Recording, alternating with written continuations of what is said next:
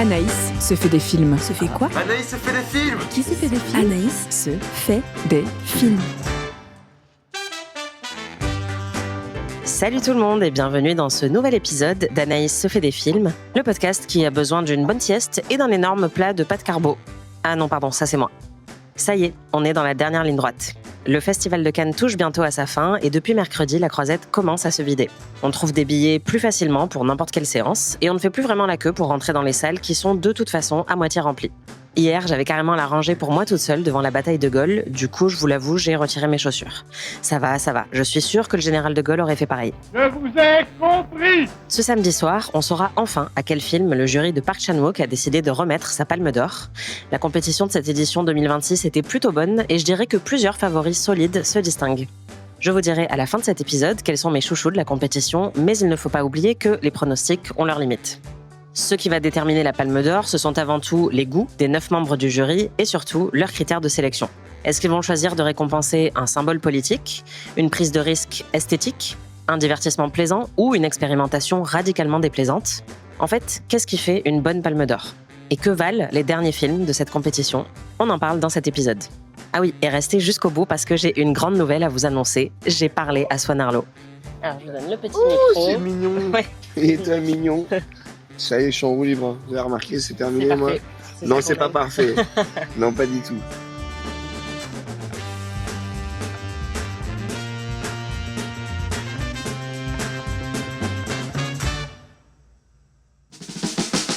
Mulholland Drive, Cléo de 5 à 7, Les 400 coups, Portrait de la jeune fille en feu, Fargo, La haine, In the Mood for Love.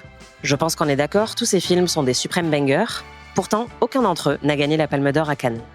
Avant chaque grande remise de prix, quand j'ai peur de voir mon favori injustement snobé, j'essaie toujours de penser aux illustres perdants, aux chefs-d'œuvre qui sont passés à côté de la récompense suprême, mais que l'histoire a quand même choisi de retenir.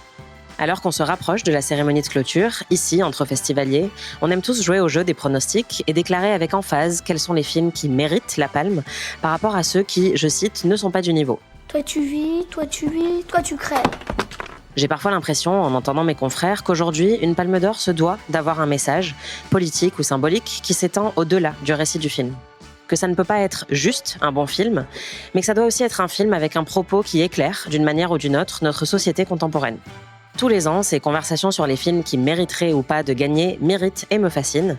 Et je dois dire qu'à force, je me suis beaucoup demandé quel était le critère le plus important pour une bonne Palme d'Or.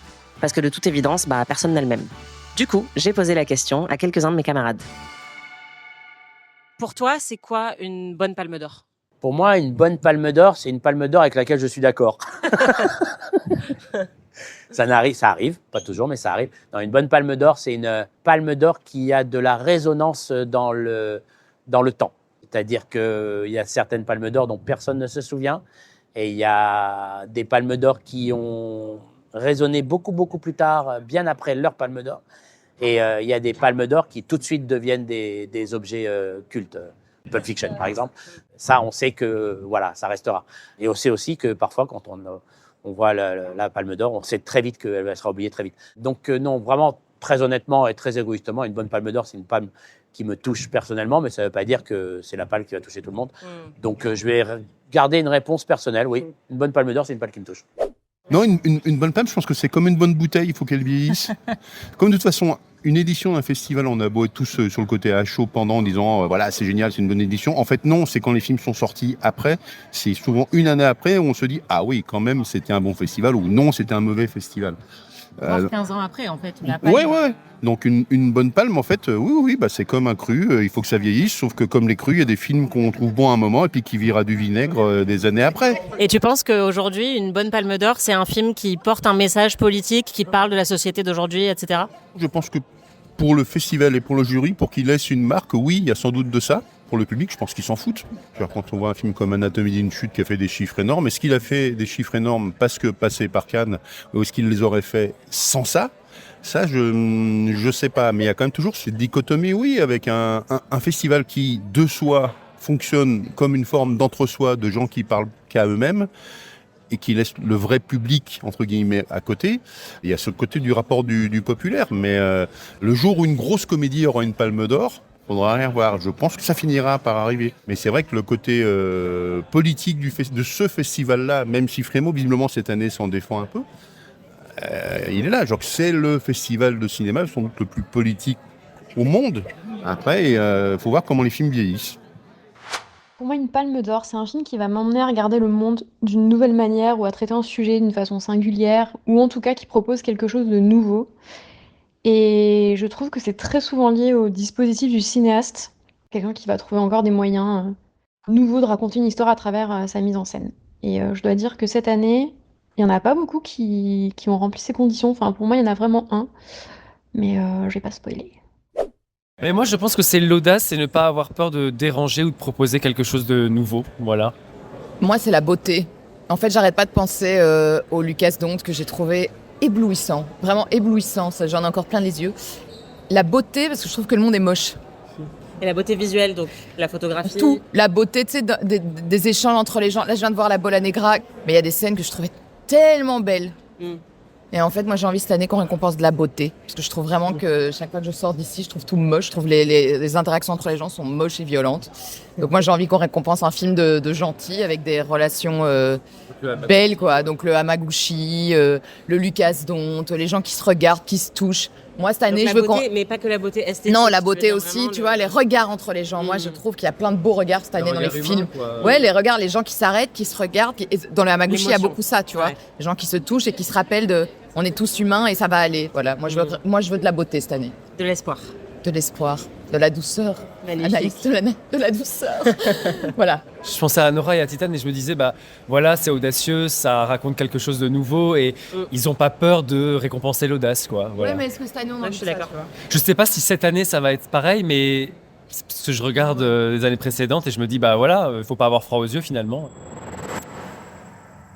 Dans le genre gros désaccord sur quel film mérite ou non une palme d'or, je repense très souvent, trop souvent, au cas Tony Erdmann versus Daniel Blake en 2016. Tony Erdmann, une comédie caustique et très surprenante de Marraine 2 avec Sandra Hüller en vedette, faisait quasiment l'unanimité sur la croisette. C'était même le film le mieux noté par les critiques de toute l'histoire de Cannes. Perso, c'est aussi immédiatement devenu un de mes films préférés. Du coup, on pensait tous que c'était plié. Mais finalement, le jury de George Miller a préféré récompenser Moi, Daniel Blake, film de Ken Loach qui avait déjà remporté la palme avec Le vent se lève 10 ans plus tôt. La rumeur veut que George Miller ait détesté Tony Erdmann, mais aussi que le jury avait plutôt envie de récompenser un film qui reflétait une réalité sociale préoccupante, à savoir la précarité d'une partie grandissante de la population et l'effondrement des services sociaux.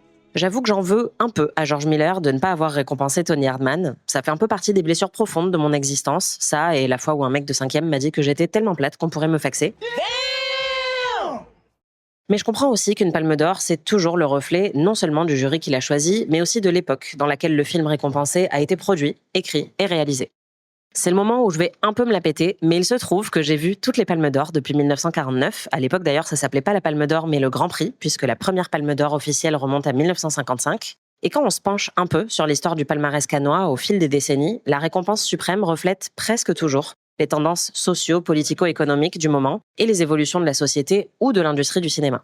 Dans les années 50 et 60, par exemple, on trouve plus de palmes d'or romantiques, de romances en temps de guerre mettant en scène des héroïnes, comme Marty, Quand passent les cigognes, Les parapluies de Cherbourg de Jacques Demy, Une aussi longue absence d'Henri Colpi ou Un homme et une femme de Claude Lelouch. Une tendance qui reflète peut-être la présence accrue des femmes dans les salles de cinéma et comme une nouvelle force économique dans le monde de l'après-guerre. Entre 1969 et 1990, la plupart des palmes d'or parlent pour le coup de conflits armés, de politique, de lutte sociale. Et c'est pas étonnant quand on sait que ces décennies sont aussi celles de la guerre du Vietnam et de la guerre froide. Et puis, en 1989, Sexe, mensonges et vidéo de Steven Soderbergh annonce le début d'un renouveau pour le cinéma indépendant américain, tandis que Pulp Fiction, quelques années plus tard, en 1994, annonce la suprématie du producteur de films indépendants Harvey Weinstein. What does Marcellus Wallace look like? What? What country you from? What ain't no country I ever heard of? They speak English and what? What? Say what again? Say what again? I dare you. I double dare you, motherfucker. Say what one more goddamn time. Plus récemment, les victoires successives de Parasite en 2019, Titane de Julia Ducournau en 2021 ou Anatomie d'une chute en 2023 annoncent d'un côté l'intronisation des films de genre dans les plus hautes sphères du 7e art alors qu'ils avaient longtemps été marginalisés, et d'un autre côté le caractère de moins en moins exceptionnel d'une victoire féminine. Et enfin, une chose qui est sûre, c'est que l'immense majorité des films récompensés par la Palme d'Or peuvent être qualifiés de drames. Les comédies, elles, ont beaucoup de mal à se faire de place dans le palmarès. Et la seule vraie comédie qu'on peut compter, en tout cas dans les années récentes, c'est peut-être Sans filtre de Ruben Östlund. Personnellement, je ne sais pas si une Palme d'Or doit obligatoirement porter un discours politique ou un message qui s'étend au-delà du film. Moi, les films qui me touchent le plus sont ceux qui me surprennent, voire qui me terrassent, que ce soit émotionnellement ou techniquement. Ça peut être un traité formel et viscéral sur la représentation de la Shoah dans la fiction, comme La zone d'intérêt de Jonathan Glazer, tout comme ça peut être un petit film, entre guillemets, sur le souvenir des dernières vacances entre un père célibataire et sa fille, comme c'était le cas avec After Sun de Charlotte Wells, qui n'était dans tous les cas pas en compétition pour la Palme d'Or. Pour moi, une bonne Palme d'Or, c'est un film qui doit représenter ce qui se fait de mieux et de plus fort dans la production cinématographique mondiale de cette année-là. Donc ça doit évidemment être une réussite formelle, mais aussi et surtout une œuvre qui a une vision singulière. En fait, pour moi, la Palme d'Or parfaite, c'est un film qui va proposer un changement de paradigme. Un film qui doit idéalement non seulement poser un regard sur ce qu'est le cinéma au moment de la cérémonie, mais aussi formuler une proposition sur ce que pourrait être le futur du cinéma. Comme La leçon de piano de Jane Campion, première Palme d'Or remportée par une réalisatrice et pas des moindres. Et c'est aussi pour ça que j'aurais aimé voir La zone d'intérêt ou Portrait de la jeune fille en feu récolter ce prix, parce que j'estime non seulement que ce sont des très bons films et qui m'ont vraiment terrassé émotionnellement et formellement, mais aussi parce que pour moi, ils proposaient une réflexion totalement nouvelle. Je ne sais pas qui remportera la Palme d'Or cette année. Je peux juste vous dire quels sont mes films préférés de la compétition. Tout en haut du podium, pour moi, il y a Soudain de Hamaguchi avec Virginie Efira. Je vous en ai déjà parlé dans un épisode précédent. Je pense que c'est le film qui m'a vraiment le plus bouleversée. J'étais en larmes en sortant du film et j'ai encore envie de pleurer quand j'y repense. Je pense que c'est aussi un film qui parle de la société actuelle, qui parle notamment de burn-out, de violence dans le monde des soignants, qui parle de la manière dont notre planète elle-même est exténuée et qui propose peut-être un changement de paradigme et une manière de repenser nos rapports au monde et nos rapports aux autres. C'est un film qui m'a donné beaucoup d'espoir et qui m'a vraiment serré le cœur très très fort. Et je serais ravie de le voir remporter la Palme d'Or. Dans mes films préférés, il y a aussi Hope de Na Hong-jin. Pour le coup, on est sur un énorme divertissement avec des aliens, une maîtrise formelle absolue, mais aussi quelque chose de très très très kiffant. Je le vois pas forcément remporter la Palme d'Or pour les raisons que j'ai citées précédemment, mais j'avoue que c'est un des films que j'ai préféré voir à Cannes cette année. Dans mon top, il y a aussi Fatherland ou 1949 de Pavel Pawlikowski. Et ça m'énerve énormément quand je vois des gens dire ici que c'est un film mineur ou un petit film, tout ça parce qu'il dure 1h20. Pour moi, c'est un film d'une maîtrise absolue, que ce soit sur la forme ou sur le fond. Et il mérite amplement de remporter la Palme d'Or.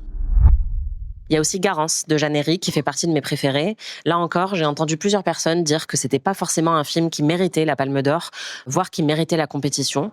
Je pense qu'il y a un petit peu de mépris dans la manière dont les gens abordent le film. Pour moi, le propos du film est extrêmement fort, que ce soit un propos sur l'addiction ou sur tout simplement l'identité de cette héroïne.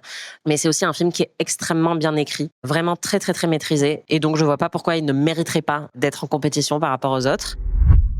Et puis, j'ai pas parlé de L'être aimé de Rodrigo Sorogoyen, principalement parce que mon corps m'a lâché au début de la projection de ce film et que j'avais vraiment beaucoup de mal à rester éveillée. Je me suis endormie contre mon gré et j'ai raté quelques scènes, mais je dois dire que j'ai beaucoup aimé. C'est un film qui parle d'un réalisateur toxique, joué par Javier Bardem, qui tente de recréer une relation avec sa fille qu'il a abandonnée des années plus tôt, en lui proposant un rôle dans son nouveau film. Donc pour ceux qui auraient vu Valeurs sentimentales l'année dernière, ce film-là, c'est un peu Valeurs sentimentales d'os, mais avec un côté bien plus sombre et carnassier pour le personnage principal. Les deux acteurs sont super, Javier Bardem et Victoria Luengo. D'ailleurs, j'imagine vraiment l'un ou l'autre, voire les deux, gagner un prix d'interprétation. Et c'est vraiment un film que j'ai hâte de revoir, un petit peu plus reposé, pour rattraper les quelques scènes que j'ai ratées. I drink your milkshake. You got into Harvard Law? What, like it's hard? C'est pas possible. Il fait au moins 8 000. I had a dream about this place. Ça fait comme des pizzas 4 chaussures. Si vous me regardez, qui je regarde moi? Avant de finir cet épisode, je voulais vous parler de 3 films que j'ai vus ces derniers jours à Cannes et qui ont tous les 3 en commun une thématique, celle de la Deuxième Guerre mondiale et notamment de la collaboration. Ils viennent s'ajouter à Fatherland de Pavel Pawlikowski et Moulin de Laszlo Nemes. Ça fait beaucoup de films cette année qui parlent de nazis et qui parlent de cette période historique. Et je dois dire que ces 3-là m'ont beaucoup plu, même s'ils sont tous les 3 très différents. Le premier, c'est La Troisième Nuit. C'est un film de Daniel Auteuil qui raconte le sauvetage d'une centaine d'enfants juifs qui ont été exfiltrés du camp de Vénissieux en 1942 et sauvés d'une rafle. Antoine Reinhardt joue un fonctionnaire de Vichy, très zélé et respectueux de la loi, qui va malgré tout commettre cet acte de résistance. C'est un film vraiment très réussi, très resserré, avec une structure très efficace, puisqu'on suit vraiment les 3 nuits successives au cours desquelles va être mis en place ce sauvetage. L'émotion est très bien déployée dans le film, c'est-à-dire qu'elle va jamais tomber dans un pathos excessif, mais personnellement, j'ai quand même été très émue. Le casting est impeccable. D'ailleurs, ça fait plaisir de voir Louana Bajrami, qui était dans Portrait de la jeune fille en feu, et qui a un super rôle dans le film. Et puis, il y a un très joli travail sur la photographie, avec notamment un motif récurrent autour des reflets dans le miroir ou dans les rétroviseurs, un peu comme pour mettre les personnages face à leurs actions et leur conscience. Et c'était vraiment fascinant de voir ce film parmi tous les autres, justement, puisque tous ces films qui abordent la même thématique à Cannes cette année ont chacun une identité esthétique très différente. Et je pense que La Troisième Nuit fait partie de ceux qui ont la plus belle réflexion formelle sur leur sujet. J'ai aussi vu La bataille de Gaulle partie 1 d'Antonin Baudry. Bon, là on est sur une super production, littéralement, puisque c'est un des films les plus chers de l'histoire du cinéma français. As the situation gets darker and darker, surrender now seems inevitable. Only a madman would continue this fight. Le gouvernement français vous a déchu de votre nationalité. Et la cour martiale vous a condamné à mort. Autre chose ? J'avais adoré Le Chant du Loup, le film précédent d'Antonin Baudry, et ce premier volet de son diptyque sur De Gaulle contient les mêmes qualités selon moi, c'est-à-dire un excellent sens de la formule. Il y a des personnages vraiment qui alignent les réparties, notamment De Gaulle, le héros. Par exemple, quand un personnage au début du film lui dit « c'est la débandade », il répond du tac au tac « est-ce que j'ai l'air de débander ?» Magnifique. À un autre moment, alors qu'il est envahi par les moustiques, il dit « les moustiques ne piquent pas le général de Gaulle ». Aussi une très belle citation. Dans le film, on trouve aussi de grandes séquences de bataille qui sont très réussies. Et on est sur un rythme très américain, assez haletant, qui permet de ne pas vraiment voir passer les 2h30 du film. Alors oui, il y a quelques fonds verts assez chums. Oui, il y a beaucoup de liberté historique, évidemment. Il y a parfois quelques moments très sentimentaux. Et oui, c'est l'histoire française blockbusterisée, l'histoire du général de Gaulle pour les nuls revisitée à la sauce Hollywood. Mais pour moi, c'est pas forcément un problème. Encore une fois, si c'était le seul film qui s'emparait de ce sujet cette année-là, ça me poserait peut-être un petit peu plus problème. Mais là, il faut dire que ce n'est qu'une proposition parmi beaucoup d'autres sur la même thématique en ce moment. Et donc, les autres vont pouvoir venir compléter ce film, La bataille de Gaulle, qui est certes très grand public, mais aussi très divertissant. Le film sort le 3 juin en salle, je le trouve très ambitieux et je trouve ça bien que le cinéma français essaye aussi de faire des productions un peu à la hollywoodienne et je vous le recommande sans problème. Et puis, il y a le film qui se place immédiatement au-dessus de tous les autres et ce film c'est Notre salut d'Emmanuel Mar. C'était un des derniers films à être montré en compétition et aussi un des plus attendus. Et quand je l'ai vu, j'ai immédiatement compris pourquoi. Le film précédent d'Emmanuel Mar, c'était Rien à foutre, avec Adèle Exarchopoulos, un film qui semblait en apparence avoir des enjeux beaucoup moins importants que celui de la collaboration, puisque Adèle Exarchopoulos jouait une hôtesse de l'air qui est un peu en burn-out et qui est un peu paumée dans sa vie. Et le film, avec un humour assez caustique et une mise en scène très affirmée, venait critiquer le système du monde du travail et notamment de ce boulot assez ingrat. Là, Emmanuel Mar va raconter l'histoire de son aïeul, qui a été collaborateur pendant la Seconde Guerre mondiale.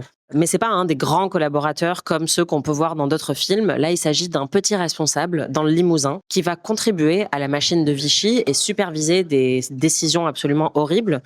Mais en fait, tout ça se situe hors champ. Et lui passe le plus clair de son temps dans ses bureaux à débiter du jargon administratif et en étant absolument détaché de l'horreur du système auquel il participe.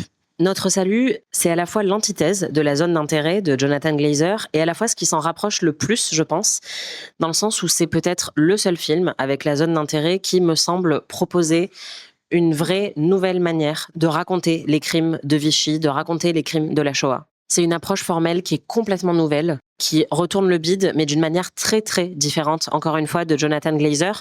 En fait, ce qui était intéressant dans La zone d'intérêt, c'est que ce film misait tout sur le sensoriel. L'horreur du hors-champ, puisque les camps se situaient à proximité des héros de La zone d'intérêt, était perceptible surtout grâce au travail sur le son ou par des suggestions symboliques visuelles. Notre salut, à l'inverse, c'est un film dans lequel tout, ou presque, va se jouer dans la parole. Ce que le film met en place, c'est comme une sorte de hors-champ verbal, dans le sens où toute l'horreur du régime de Vichy et des décisions prises par tous ces petits fonctionnaires va être masquée dans le jargon bureaucratique administratif qui est utilisé dans les formules de politesse, dans les fax qui sont envoyés et qui sont tapés par des dactylos. Tout ça permet en fait à tout ce système et à tous ces petits soldats pétainistes de se détacher entièrement de ce qu'ils sont en train de faire Et le film retranscrit ça parfaitement bien. C'est un film qui est assez exigeant justement parce qu'il nous demande de prêter vraiment attention à tout ce qui se raconte. Et on est vraiment dans un film qui contient assez peu de scènes d'action et presque uniquement des scènes de dialogue entre les personnages qui sont tous fortement antipathiques. Le film a aussi un parti pris visuel très fort. Dans sa manière de filmer, déjà, on retrouve un peu la mise en scène de Rien à foutre. Sauf que là, c'est un film qui se passe dans les années 40, donc c'est très surprenant. On a une lumière un peu crue, une caméra qui bouge, comme si on était dans Succession ou The Office. J'ai vu quelqu'un sur Letterboxd qui avait dit que c'était la zone d'intérêt version The Office. Et c'est vrai qu'il y a un petit peu de ça. D'ailleurs, il y a des moments d'humour très très noirs dans le film. Et puis, il y a des choix de musique anachroniques et aussi un choix de phrasé très particulier puisque tous les personnages s'expriment comme s'ils étaient en 2026, à peu de choses près, ce qui, encore une fois, crée un trouble puisqu'on n'a pas forcément l'impression de regarder un film d'époque, mais on a l'impression de voir un récit contemporain. Et évidemment, le film cherche à créer des parallèles entre ce qui s'est produit dans les années 40 et la France actuelle, à mon avis. Le film sortira en septembre en salle et en attendant, j'ai eu la grande chance de m'entretenir avec Swan Arlo pour parler de ce projet très singulier. Je vous laisse écouter ce qu'il m'a raconté et j'en ai aussi profité pour lui poser quelques questions sur l'affrontement entre Bolloré, Canal+ et les signataires de la tribune dont il fait partie, qui avait été publiée au début du festival sur Libération. Hier, pendant la séance de gala, au début, le logo Canal+ a été hué. Vous avez vécu ce moment comment ? En fait, c'est une erreur. C'est une erreur de huer le logo Canal. Enfin, c'est un non-sens. 98% des films qui sont ici, ils sont soutenus par Canal. Je veux dire, on présente un film sur le seul régime autoritaire, fasciste qui a existé en France. Il n'y a pas eu besoin des Allemands, c'est la France libre. On présente un film comme ça aujourd'hui, avec quand même des zones de résonance avec ce qu'on est en train de vivre aujourd'hui. 1 an avant la présidentielle. Canal a soutenu le film. Non. Il y a la question du monopole. C'est une vraie question. Elle est derrière. C'est-à-dire, c'est pas les gens de Canal+ Cinéma. C'est derrière. Il y a le monopole d'un groupe qui, si il a toute la chaîne de fabrication à tous les niveaux, au bout d'un moment, qui nous assure, en fait, que les films vont pas être uniquement subventionnés parce que on mise sur le fait qu'ils vont faire eux-mêmes beaucoup d'argent. Enfin, comment on garde la pluralité des regards, etc. Donc, cette question-là, elle se pose. La question du monopole, elle est hyper importante. Et après, il y a une question aussi du financement du cinéma français qui fait que Canal finance le cinéma français, mais en 5 ans, ça baisse. C'est-à-dire, ils produisent 20% de moins qu'il y a 5 ans et 40% de moins qu'il y a 15 ans. Donc, il y a aussi quand même une inquiétude. Mais l'erreur, c'est que, en fait, les gens qui travaillent là et qui soutiennent les films, non, c'est pas ça qu'il faut huer. Ouais. Il y a comme une sorte de raccourci à cet endroit-là. Et c'est un peu pour ça que moi j'ai fait une tribune pour répondre. J'ai fait une tribune dans l'UMA pour répondre, pour reclarifier en fait ma position par rapport à ça. Et le fait que Maxime Saada dise qu'il ne souhaite plus travailler avec les signataires de la tribune de Libé dont vous faites partie, ça crée quoi comme réaction chez vous ? À partir du moment où on exprime une inquiétude qui est quand même, regardons les faits, qui est une inquiétude légitime. Si le fait d'exprimer cette inquiétude peut nous faire qu'on se retrouve sous le coup de représailles, il y a quelque chose qui va pas. J'ai une question un petit peu plus légère. J'ai hâte. Qu'est-ce qui vous a attiré ou intrigué dans l'idée de jouer ce personnage-là ? Moi, je voulais pas le jouer, ce personnage-là, parce que je comprenais rien. La technicité, le langage, la logique, je l'avais pas. Le scénario était déjà très fort parce qu'il a fait tout ce travail d'archives et que on regarde tout ça d'un endroit où on l'a jamais vu. Donc j'ai appris énormément de choses en lisant ce scénario. Tout c'était passionnant. Et puis je connais les films d'Emmanuel, j'ai vu ses courts-métrages, j'ai vu son premier long-métrage. Je savais un peu comment il travaillait. Et moi j'ai tellement envie de ça. En fait, j'ai envie, de toute façon, mon désir d'acteur qui peut s'émousser un peu avec le temps. J'ai envie d'aller dans des zones plus inhabituelles. Voilà. Et puis le personnage, comme en fait, il pose une question à laquelle j'avais pas de réponse. Ça, c'est intéressant aussi parce que. Quelle question ? Pourquoi, en fait, jusqu'au bout, il a tenu sa ligne, c'est-à-dire, est-ce que c'est un fervent pétainiste jusqu'au boutiste ? Est-ce que c'est un opportuniste ? Si c'est un opportuniste, pourquoi il a pas retourné sa veste quand il a senti que le vent tournait ? Puisque le point de départ, c'est quand même quelqu'un qui a existé, même si Emmanuel en a fait une fiction, mais le point de départ, c'est son arrière-grand-père. Donc, on peut se la poser, cette question de... Lui, il se la pose. Pourquoi cet homme... c'est mystérieux. Et en plus, c'est tous les endroits un peu tabous, etc. dans les familles où on dit oui, travailler à la lutte contre le chômage, etc. Mais attends, qu'est-ce que ça veut dire? C'était quoi la lutte contre le chômage à Vichy en 42? Faut creuser un peu. Ça veut dire quoi en fait? Allons voir un peu. Ah oui, donc on triait les travailleurs, on triait les étrangers, on faisait des groupements de machin, et donc il y avait du ramassage de centaines de juifs, mais pour aller où? Donc logistique, camion, enfin voilà. Et donc en fait, pourquoi, comment est-ce que cet homme il agit comme ça? Est-ce qu'il agit par conviction? Est-ce qu'il agit par lâcheté? Est-ce que il y avait toutes ces questions-là auxquelles on n'avait pas de réponse, et on cherchait, on construisait le personnage petit à petit en essayant de se rapprocher de cette réponse. Mais je pense qu'assez souvent, on peut faire un film ou écrire un livre ou simplement parce qu'on a une question et qu'on n'a pas la réponse. Et en disant peut-être qu'en allant au bout du processus, on trouvera la réponse. Pour retrouver une analyse plus détaillée de l'omniprésence de ces films sur la Seconde Guerre mondiale à Cannes, sachez que j'écris aussi un article pour Slate sur le sujet et vous pouvez le retrouver sur le site web.